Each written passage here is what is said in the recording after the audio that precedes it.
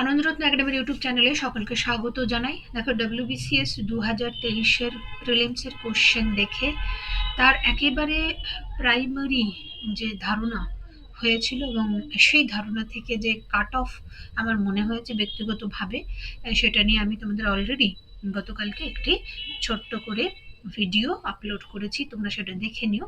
এবং সেখানে আমি বারবার বলেছিলাম যে কোশ্চেন কিন্তু ভীষণ কঠিন হয়েছে, বিগত 10 বছরের মধ্যে সব থেকে মনে হয়েছে যে কঠিন কোশ্চেন, এবং এই কোশ্চেনটাকে আরো অ্যানালিসিস করা দরকার এবং তারপরে প্রপার যে কাট অফ সেটা হয়তো বেরিয়ে আসবে। এবং সেখানে বলেও ছিলাম যে মোটামুটি যা বললাম সেখান থেকে হয়তো -5 হবে আরো। তো আজকে আমি তোমাদের বলে রাখছি যে এই কোশ্চেনটাকে আমরা কতগুলি ভাগে ভাগ করে অ্যানালিসিস এবং আনসারগুলি জানার চেষ্টা করব, এবং কেন, কোথায়, কোন জায়গাগুলি তোমাদের প্রবলেম। আজকের এই ভিডিওতে আমি কিন্তু তোমাদের ইংলিশ পোর্শনের যে আনসারগুলি সেটা বলে দেবো, এবং একই সঙ্গে আমি আরেকটা পার্ট, যেটা হিস্ট্রি থেকে যে 50 মার্কস থাকে, সেই হিস্ট্রির 50 মার্কসের মধ্যে থেকে তোমরা কতটা পেতে পারো। আদৌ তোমাদের কি কোশ্চেনটা মনে হচ্ছে যে সহজ?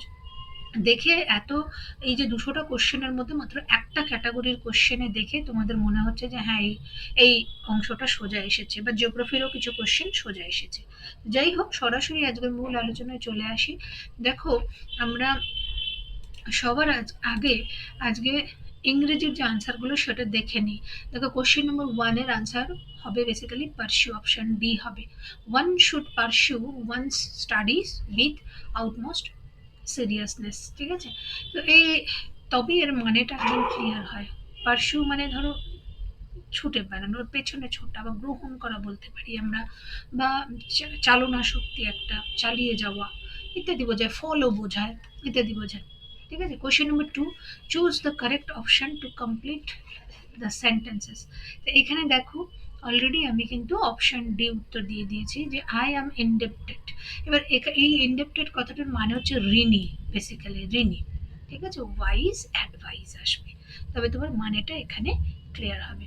দেখো, কোশ্চেন নম্বর 3, এটা কিন্তু সকলের কিন্তু কমনই, আশা করি একেবারে কঠিন কিছু নেই। শুধু লম্বা লম্বা সেন্টেন্স, আমি তোমাদের বলেছিলাম যে একেবারে কোশ্চেন করার যে ধরন, সেই ধরনটা এখানে পাল্টেছে।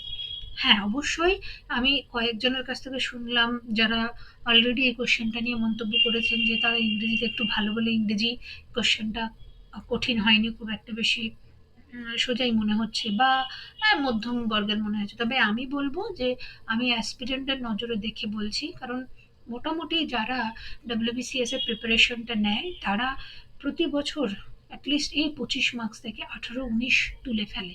সেই জায়গা থেকে তাদের ক্ষেত্রেই বলছি আমরা যে নর্মালি এই কোশ্চেন থেকে তো ম্যাক্সিমাম নাম্বার আমি তোমাদের বলেছিলাম যে 12 থেকে 14 মার্কস ম্যাক্সিমাম তারা তুলতে পারে। আর যারা ইংরেজিতে দুর্বল তাদের নিয়ে তো কোনো কথাই নেই, তারা 5 থেকে 8 নম্বর তুলবে কিনা এটাতেও একটা সন্দেহ রয়েছে। ঠিক আছে? তো সেই দিক থেকে আমার মনে হয়েছে এটা কঠিন, বা এর অ্যাপ্রোচটা যেহেতু প্রথমে একটু আলাদা, অতএব সেক্ষেত্রেও অনেক স্টুডেন্টরা প্রথমে ভয় পাবে, সেখান থেকে 2 মার্কস আমরা আরো কম পাওয়া যেতে পারে বলে আমি মনে করি। ওকে, যাই হোক, কোশ্চেন নম্বর 3, সেই 3 এর আনসার কিন্তু আমরা অপশন বি নিচ্ছি। ওকে, দেখো কোশ্চেন নম্বর 4, কোশ্চেন নম্বর 4 এই যে এর এর উত্তরটা হবে বেসিক্যালি ইনডিরেক্ট। ঠিক আছে? এর মানে হচ্ছে ইনডিরেক্ট। এবার চলে যাই আমরা কোশ্চেন নাম্বার, দেখো 5 একটু লম্বা আলোচনা, এবং এই কোশ্চেন থেকে তোমাদের মনেই হচ্ছে যে বেসিক্যালি গ্রামার এবং ভোকাবস এই দুটো পার্টে স্ট্রং হওয়ার একটা ইঙ্গিত এখান থেকে আমরা পাচ্ছি। তো সেই জায়গা থেকে আমরা 5-এর আনসার অলরেডি হাইলাইট করাই রয়েছে, তোমাদের অসুবিধার কিছু নেই। 6-এর আনসার দেখো, এটা সোজা তোমাদের, এটা কমন পাওয়ার কথা, বা অনেকেরই এটা বেসিক্যালি আনসারটা করতে পারা উচিত। ঠিক আছে? এইটাই ভুল রয়েছে, ইনকারেক্ট রয়েছে হচ্ছে কিডনি ডিজিজ, বেসিক্যালি নেফ্রোলজিস্ট, নেফ্রোর সঙ্গে সম্পর্কিত। ঠিক আছে? নেফ্রোলজির সঙ্গে সম্পর্কিত, আর এটা আমরা লাইফ সায়েন্সেও পড়ি সাধারণত। ওকে, কোশ্চেন নম্বর 7 যদি দেখি আমরা, তাহলে কোশ্চেন নম্বর 7-এর আনসার হবে অপশন সি। আমি সময় নিচ্ছি না এই কারণেই, কারণ তোমরা যদি মনে হয় যে এর বেটার এক্সপ্লেনেশন বিভিন্ন জায়গায় পেয়ে যাবে, এখন আনসার দেখার জন্যই তোমরা ব্যস্ত হয়ে আছো যে কোনটার আনসার কি হবে। তুলনামূলক দেখো, যেগুলি প্রিভিয়াস কোশ্চেনে অ্যাপ্রোপ্রিয়েট প্রিপোজিশন দিয়ে সেন্টেন্স ভরার প্রশ্নগুলি থাকতো, সেটা কিন্তু ভুল হওয়ার সম্ভাবনা বেশি থাকতো আগের বছরগুলোতে। কিন্তু এবার যেভাবে ফিল ইন দ্য ব্ল্যাঙ্কসগুলো দিয়েছে, সেক্ষেত্রে কিন্তু এই কোশ্চেনগুলি যখনই দুটো তিনটে অপশন দিয়ে তোমাকে একটা সেন্টেন্স কমপ্লিট করার কথা বলছে, সেখানে কিন্তু আমাদের মানে ঠিক হওয়ার প্রবণতাটা অনেকটা বেড়ে যায়। আমরা যদি অ্যাটলিস্ট একটু সেন্টেন্সটা ঠিকঠাকভাবে কমপ্লিট করার চেষ্টা করি, প্রত্যেকটাকে মিলিয়ে মিলিয়ে, তাহলে অ্যাটলিস্ট আমরা তার আনসারটা পেয়ে যাব। তো ৮ এর এখানে উত্তর হবে সি, ৯ এর বি। ওকে, ইডিয়ামস এসছে বেসিক্যালি একটা মোটামুটি। এবার চলো চলে যাই আমরা কোশ্চেন নাম্বার 10-এ। দেখো 10-এর বেসিক্যালি অপশন এ বলে আমার মনে হয়েছে, ঠিক আছে। 11 যদি বলি তাহলে 11-এর উত্তর হবে অপশন ডি, কারণ প্রাইমারিলি সি মনে হলেও অপশন ডি উত্তর হবে, পরে মিলিয়ে দেখলাম আমি। অপশন 12, 12-এর উত্তর হবে সি। ওকে, 13 যদি দেখি তাহলে 13-এর উত্তর হবে অপশন ডি। ওকে, এবার চলে যাই আমরা 14 নম্বর কোশ্চেন।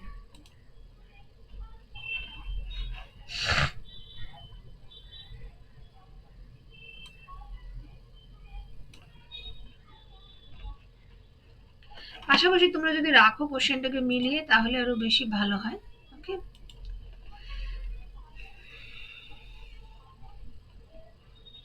দেখো 14 নম্বরের উত্তর হবে অপশন এ। এটা সকলেরই জানা উচিত, যারা ওয়ান ওয়ার্ড সাবস্টিটিউশন পড়ো তাদের কাছ থেকে এটা কমন পাওয়া উচিত। এইটা কিন্তু নিয়ে অনেকের ভুল হওয়ার সম্ভাবনা বেশি এই কোশ্চেনে। এবং এখানে বেসিক্যালি দেখো দুরকম ভাবে অনেকে এক্সপ্লেনেশন করছে। পন্ড, লেক, স্ট্রিম এগুলো সবই ওয়াটার বডির মধ্যে পড়ে, এটা একটা ক্যাটাগরি, এবং সেই রেসপেক্টে মানে সেটাই ভ্যালিড হওয়া উচিত, ওয়াটার বডি হবে। আর অনেকে স্ট্রিম আনসার করে চলে এসেছে। ওকে, 20 নম্বরের কোশ্চেনটা দেখো, 20 নম্বরের কোশ্চেনটা ডান দিকে যদি দেখি তাহলে সি কন্টেইন হবে। 21-এরটা আমরা অপশন এ হবে, ঠিক আছে। She was not interested in taking French but decided, ঠিক আছে, taking up French but decided to opt for German instead. Okay, এবার পরের যে কোশ্চেন দুটো রয়েছে 16 নম্বরের কোশ্চেন দেখো, এটাও কিন্তু একটু আনকমনই মনে হয়েছে, অ্যান অ্যাস্ট্রোলজার। আর 17 নম্বরের অপশন হবে বি, 22-এর এ পেলাম আমরা, 23-এর সি হবে। এটা ট্রেস করা যাচ্ছে, বা 23-এর তোমরা যদি ভালো করে সেন্টেন্সটা পড়ো। এবার which of the following is an auxiliary verb, এই যে কোশ্চেন সোজা, কিন্তু উত্তর নিয়ে এখানে একটা কনফিউশন রয়েছে। সো এখানে ক্যান আনসার নিয়েছি আমি, অনেকে ডু আনসার করছে। 24 নম্বর যদি আমরা দেখি তাহলে 24 হচ্ছে অপশন এ হবে, স্কল্ড, ঠিক আছে, এটা অ্যান্টোনিমস হবে। 19-এর উত্তর অপশনে ওয়েব ব্লগ, ওয়েব লগ। আর 25-এর আনসার হবে অ্যাডিশন। ওকে, এইটার মানে হচ্ছে অ্যাডিশন। এবার দেখো যে মূল আলোচনায় চলে আসি, যে কোশ্চেন ইংরেজি পেলাম আমরা। এইবার হিস্ট্রির যে 50টা কোশ্চেন তোমাদের রয়েছে, সেখানে আমি তোমাদের কেন বলেছি, এবার দেখো একদম পরিষ্কারভাবে তোমাদের বলে রাখি যে ইংরেজিতে ম্যাক্সিমাম নাম্বার, এখান থেকে আমরা যদি একেবারে সেফ নাম্বার যদি দেখি, যে যারা চাকরি পাবে তারা হয়তো ম্যাক্স টু ম্যাক্স এখান থেকে 10 to 14 এর মধ্যে তারা স্কোরটা করবে। আমি ওই জন্য সেফ স্কোর ধরে নিলাম যে 12 অনলি। পরে দেখবে 4টে বা 5টা ভিডিওর মাধ্যমে আমি প্রত্যেকটা ক্যাটাগরি থেকে যে তোমাদের মার্কস ডিভিশনটা বলেছিলাম মোটামুটি, সেগুলোকে যোগ দিলে তোমাদের অলরেডি আনসার বেরিয়ে আসবে। দেখো হিস্ট্রি যদি বলি তাহলে হিস্ট্রিতে প্রথম কোশ্চেন, বিভিন্ন কোশ্চেনে তোমাদের বিভিন্ন জায়গায় রয়েছে, জন্য মার্কিং আমি করিনি। ফার্স্ট কোশ্চেন দেওয়া রয়েছে দেখো 1889-এ যার সভাপতিত্বে ভারতীয় যে জাতীয় কংগ্রেসের ব্রিটিশ কমিটি শুরু হয়েছিল, এইটা কিন্তু সবাই এই জায়গাটা একটা ভুল করার প্রবণতা রয়েছে কোশ্চেনটাতে, ঠিক আছে। এবং এটার উত্তর তোমাদের কিন্তু উইডারবার্ন হবে। ওকে, যাই হোক, এখানে তোমাদের যেমন পরের যেটা দেখছি আমরা, যে ভাইকম সত্যাগ্রহ, যেমন ডান দিকে তোমরা দেখো 1886-তে কলিকাতায় অনুষ্ঠিত জাতীয় কংগ্রেসের দ্বিতীয় অধিবেশনের ঐতিহাসিক গুরুত্ব কি ছিল। ওকে, তাহলে এর যেমন কোশ্চেনটা করার ধরনটা ইউপিএসসি লেভেলের। ওকে, তো সেই জায়গা থেকে আমাদেরকে চিন্তা করতে হয় যে এই কোশ্চেনগুলি অ্যাটলিস্ট স্টুডেন্টদের কাছে কঠিন, বা একটু কোশ্চেন করার ধরনটা আলাদা বলে একটু ঘাবড়ে যাবে, কোশ্চেনটা হয়তো আনসার করবে না অনেকেই, বা অনেকে করলেও ভুল করে ফেলবে। ওকে, যেমন এইটা একদমই আনকমন কোশ্চেন, ভাইকম সত্যাগ্রহ 1924 সালে যে জন্য সংগঠিত হয়েছিল, এটা একটা কঠিন কোশ্চেনের মধ্যেই পড়ে। ওকে, এটা কিন্তু অপশন এ উত্তর হবে। ওকে, অপশন এই উত্তর হবে। যদি এই যে পরের কোশ্চেন দেখো, বাংলা এবং উড়িষ্যার গদর দলের নেতা গেছিল, এটা আমি মিডিয়াম স্ট্যান্ডার্ডে রেখেছি, কিন্তু তবুও ভুল হবে হয়তো, যেহেতু দুটো নাম পাশাপাশি রয়েছে এবং একই সঙ্গে গদর গদর পড়েছে, কিন্তু গদরের যারা ওই জায়গাটা খুব ভালোভাবে ডিটেলসে পড়েছে, যে প্রথম বিশ্বযুদ্ধ এবং বৃহত্তর রাজনীতি, সেই সময় যে বিভিন্ন আলাদা আলাদা ঘটনাগুলি রয়েছিল, বিপ্লবী কর্মকাণ্ড এবং একই সঙ্গে আমাদের যে জাতীয় আন্দোলনের যে ধারা, সেই ধারার জায়গাতে এটা কিন্তু ক্লিয়ার করে বলা রয়েছে। সেই জায়গাটা যদি কনসেপ্ট সবার ক্লিয়ার থাকে, স্টোরিটা ক্লিয়ার থাকে, তাদের জন্য এটা উত্তর করতে পারবে। বাকিরা যারা শর্টে পড়ে যাচ্ছ তাদের পক্ষে সম্ভব না এটা উত্তর করা। ওকে, আমার মনে হয়েছে যে সোজা মনে হলেও এটাও কিন্তু আলটিমেটলি আরেকটু ট্রিকি কোশ্চেন, যে কে পরপর 6 বছর ভারতের জাতীয় কংগ্রেসে সভাপতিত্ব করেছিলেন। এটা কিন্তু আবুল কালাম আজাদ হবে। এখান থেকে পাশাপাশি কোশ্চেন, একই জায়গা থেকে দুটো কোশ্চেন তোলা হয়েছে, যে মাত্র 35 বছর বয়সে কে জাতীয় কংগ্রেসের কনিষ্ঠতম সভাপতি হয়েছিলেন। ওকে, এটা সেই আবুল কালাম আজাদি কিন্তু। ওকে, এটা উত্তর আবুল কালাম আজাদি হবে। এখানে দেখো যে 1938-এ জাতীয় পরিকল্পনা কমিটির প্রতিষ্ঠায় গুরুত্বপূর্ণ ভূমিকা নিয়েছিল, কে নিয়েছিল? আর দ্বিতীয় কথা, শিল্পায়নের উপর ভিত্তি করে অর্থনৈতিক বিকাশের পন্থা যিনি গ্রহণ করেছিলেন বেসিক্যালি, তিনি কে? এখানে নেহেরু উত্তর হবে। ঠিক আছে, তো এই যে কোশ্চেনগুলো আমি তোমাদের ওই জন্য আলাদা সেপারেট করে বলে দিলাম, যে এই কোশ্চেনগুলো বেসিক্যালি বাদ দিয়ে তোমাদেরকে কাট অফ হিসাবটা করতে হবে। ওকে, এবার নেক্সট চলে যাই এখানে হিস্ট্রি থেকে। তাহলে ভালো করে ভেবে দেখো যে আগের পেজে আমি হিস্ট্রি থেকে কতগুলি কোশ্চেন নিয়েছি। দেখো, 1 2 3 4 5 6, 6টা কোশ্চেন, 7টা কোশ্চেন এখানে আছে এই পেজে। ওকে, ভালো কথা। আমি কালকে হয়তো 12টা বলেছিলাম, দেখো সংখ্যায় বাড়বে। 7টা কোশ্চেন পেলাম আমরা। এবার নেক্সট দেখো, দাদাভাই নওরোজি ব্রিটেনের হাউস অফ কমন্সে যে দলের প্রতিনিধি নির্বাচিত হয়েছিলেন, এটা বলি না আনঅফিসিয়াল অ্যাম্বাসাডার অফ ইন্ডিয়া কাকে বলা হয়। তো বেসিক্যালি এখানে এই উত্তরটা হবে লিবারেল। এটাও কিন্তু একটু যথেষ্ট স্ট্যান্ডার্ড কোশ্চেন। এই কোশ্চেনটা দেখো, এই কোশ্চেনটা ভুল করার প্রবণতা, এই কোশ্চেনটা বঙ্গভঙ্গের পর যে দুটি নতুন প্রদেশের অস্তিত্ব তৈরি হয় তা হলো, সবাই পূর্ব বাংলা পশ্চিম বাংলা করে ফেলেছে, উত্তর কিন্তু পূর্ব বাংলা এবং বাংলা হবে। ওকে, নেক্সট চলে আসি, নেহেরু কমিটির রিপোর্টে জাতীয় কংগ্রেসের কোন অধিবেশনে একটি উপযুক্ত সমাধি লাভ করেছে? নেহেরু কমিটির রিপোর্ট জাতীয় কংগ্রেসের কোন অধিবেশনে একটি উপযুক্ত সমাধি লাভ করেছিল? এই কোশ্চেনটাও কিন্তু প্রত্যেকের কাছে কঠিন মনে হবে। আমি এবার চটজলদি সাথে তোমাকে, কে একটি জাতীয় সমাজ, একটি জাতীয় সংবাদপত্র, একটি জাতীয় বিদ্যালয় ইত্যাদি ইত্যাদি, যে দেখো এই প্রশ্নটিও কিন্তু অনেকের কাছে কঠিন বলে মনে হবে। তোমাদের যদি মনে হয় এর উত্তর সমস্ত কিছু লাগবে, সেটা সমস্ত আমার কাছে পিডিএফ আমাদের গ্রুপে দেওয়া রয়েছে। ওকে, তিলক লোকমান্য উপাধি পান যে সময়, এটাও একটু ট্রিকি কোশ্চেন। ভারতের সর্বপ্রথম পাবলিক সার্ভিস কমিশন প্রতিষ্ঠিত, এটাও যারা ডিটেলস পড়েনি তারা উত্তর করতে পারবে না। ওকে, এটা কিন্তু আমি তোমাদেরকে এগুলো সবকিছু পড়িয়েছি। 1918-তে জাতীয় কংগ্রেসের দ্বিতীয়বার ভাঙন যে ঘটেছিল, কোন ঘটনাকে কেন্দ্র করে? এটাও কিন্তু একটু কঠিন কোশ্চেনের ক্যাটাগরির মধ্যেই পড়ে। গান্ধীজি মনোনীত প্রথম ব্যক্তি সত্যাগ্রহী, এটা একটা কোশ্চেন। যেমন এর উত্তর কিন্তু আমার অপশানে সেখানে বেসিক্যালি মনে হচ্ছে ভুল রয়েছে। মদনলাল ভিন্ডা কার্জন ওয়ালিকে হত্যা করেছেন, সেটা পড়ি আমরা, কিন্তু এর কারণ হিসেবে যে অ্যাপ্রোচে কোশ্চেনটা দিয়েছে সেখানে কারণটা খুঁজতে গিয়ে অনেকে বেসিক্যালি ভুল হয়ে যাওয়ার প্রবণতা রয়েছে। যেমন বোম্বাই ত্রিমূর্তি একটা কোশ্চেন, এগুলো এটা রয়েছে। এবং একই সঙ্গে যদি আমরা আরো কিছু কোশ্চেন দেখি এর মধ্যে রয়েছে, যেমন সেই যে গাইডিন লিউ, যিনি আমাদের নাগাল্যান্ডের যে নেত্রী ছিলেন, স্বাধীনতা সংগ্রামী ছিলেন, তাকে রানী উপাধিটা কে দিয়েছিলেন? এটাও একটা ট্রিকি কোশ্চেন। আমরা সবই জানি, এতদিন জানতাম যে কোথা থেকে বিলং করে, এইভাবে প্রশ্ন আসে, কিন্তু তাকে রানী উপাধি কে দিয়েছিলেন এই বিষয়টা নিয়ে অনেকেই হয়তো জানেন না বা ভুল করে ফেলবেন। ওকে, তো এই প্রশ্নগুলি কিন্তু আমাদের মূলত একটু এক কথায় ট্রিকি থেকে কঠিন স্তরের কোশ্চেনের মধ্যেই ফেলি আমি মোটামুটি। তো এইগুলোকে, এবং এই সংখ্যাটা যদি আমরা কাউন্ট করি, তাহলে কাউন্ট করতে গেলে এখানেই চলে আসবে। সব মিলিয়ে দেখো, ও পাতাতেই আমরা পেয়েছিলাম হচ্ছে 7টা, আর এখানে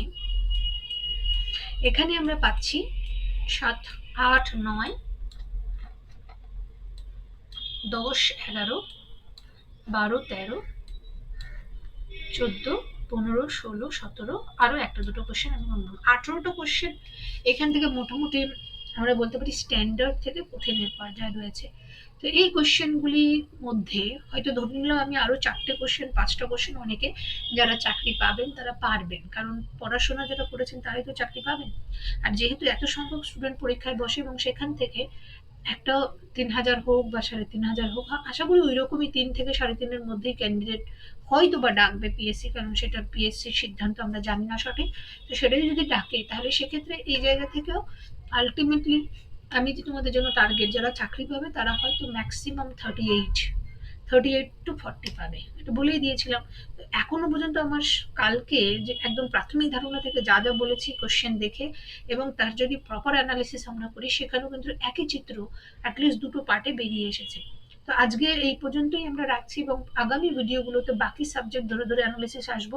এগুলোতে তাও ঠিক আছে, কিন্তু তোমাদের জন্য সব থেকে বেশি একটা হিউজ ব্লো আমার মনে হয়েছে সায়েন্স এবং কারেন্ট অ্যাফেয়ার্সের ক্ষেত্রে, যেখানে আমরা একদম গতানুগতিক কোনো কোশ্চেনই পাইনি। গতানুগতিক কোনো কোশ্চেনই পাইনি এবং কোশ্চেন যিনি করেছেন আমি জানি না কি ভেবে স্টুডেন্টদের রেসপেক্ট জন্য স্টুডেন্টদের সাথে ঠিক কি চিন্তা ভাবনা করে তিনি এই কোশ্চেনগুলি করেছেন, আমরা সেটার আনসার হয়তো পাবো না। তো যাই হোক, কোশ্চেন কঠিন হবে, 5 বছর 10 বছরের মাথায় এরকম একবার হতেই পারে, কারণ একেবারে কাট অফ যে হাই কাট অফ হওয়ার যে ট্রেন্ড সেটা ব্রেক হওয়াও জরুরি বলে মনে হয়। ওকে, এবং সকলের একটা ধাক্কা খেলে প্রত্যেকের পড়ার যে ধরন, যেটা আমরা বহু বছর ধরে, আজ নয় 2014 সাল থেকে আমি বারবার বলে এসেছি যে তোমাদের পড়ার প্যাটার্নে একটাই হবে, কোশ্চেন সোজা হোক কিংবা কঠিন হোক, কোশ্চেন যেমনই হোক না কেন। এমনকি শুধুমাত্র ডব্লিউবিসিএস নয়, তুমি কনস্টেবলের জন্য বসো, ক্লার্কশিপের জন্য বসো বা যে কোনো পরীক্ষার জন্য বসো, তোমার পড়া সলিড হতে হবে এবং সেখানে চাকরির প্রিপারেশনের জন্য যে সমস্ত সাবজেক্টগুলি পড়তে হয় সেই সাবজেক্টগুলির যে স্ট্রাকচার, বেসিক স্ট্রাকচার বেসিক্যালি বলি আমরা, সেটাকে ক্লিয়ার করতে হবে একদম পাই টু পাই, টেক্সট ধরে ধরে ক্লিয়ার রাখা, পুরো টপিক ধরে নিজেকে একদম তৈরি করা, সাবজেক্ট ধরে ধরে সেই সাবজেক্টগুলিতে নিজেকে দক্ষ হওয়া, এই টার্গেট, এই একটাই টার্গেটের পেছনে নামলে তোমাদের প্রশ্ন নিয়ে কোনো রকম কোনো ভবিষ্যতে সমস্যা হবে না, সে যেমনই প্রশ্ন হোক না কেন। আজকের ভিডিও এই পর্যন্তই, আগামীতে এই প্রিলিমসের কোশ্চেন নিয়ে আরও অ্যানালিসিস নিয়ে তোমাদের সামনে হাজির হবো। সবাই সঙ্গে থেকো, ভালো থেকো, সুস্থ থেকো।